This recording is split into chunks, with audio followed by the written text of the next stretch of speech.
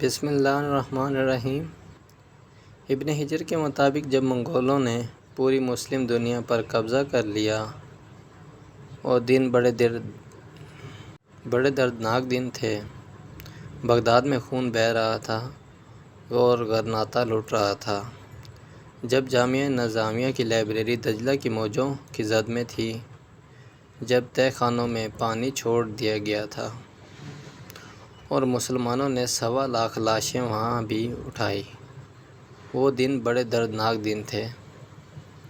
ایک منگول سردار عصائی ہو گیا اور اس نے بہت بڑا اجتماع کیا۔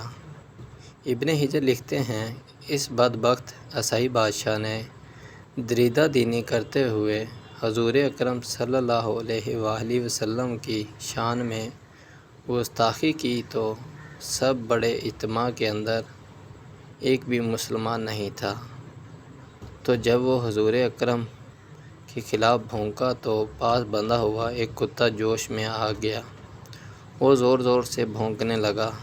سب نے کہا کہ تو مسلمانوں کے نبی کے خلاف بولا ہے، اس لیے یہ کتا زور زور سے بھونک رہا ہے۔ تو اس نے کہا، نہیں نہیں، یہ ویسے ہی غیرت مند ہے۔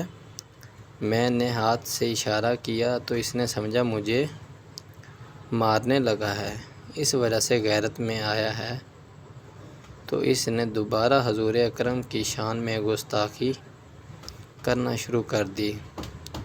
اتنا مجمع تھا لیکن اس میں سے کوئی بھی حضور اکرم کا غلام نہیں تھا، تو تاریخ نے بتایا کہ وہ کتا ایک دم رسہ توڑ کر شیر کی طرح اس پر حملہ آور ہو گیا اور اس نے اپنے دانت اس کی گردن میں گاڑ دیے اور چھوڑا، تب جب اس کو جہنم میں پہنچا دیا۔ ابن حجر لکھتے ہیں، اس واقعے کو دیکھ کر 40,000 لوگوں نے اسلام قبول کر لیا۔ جزاک اللہ خیر۔ ویڈیو اچھی لگی ہو تو چینل کو لائک اور سبسکرائب ضرور کیجیے گا۔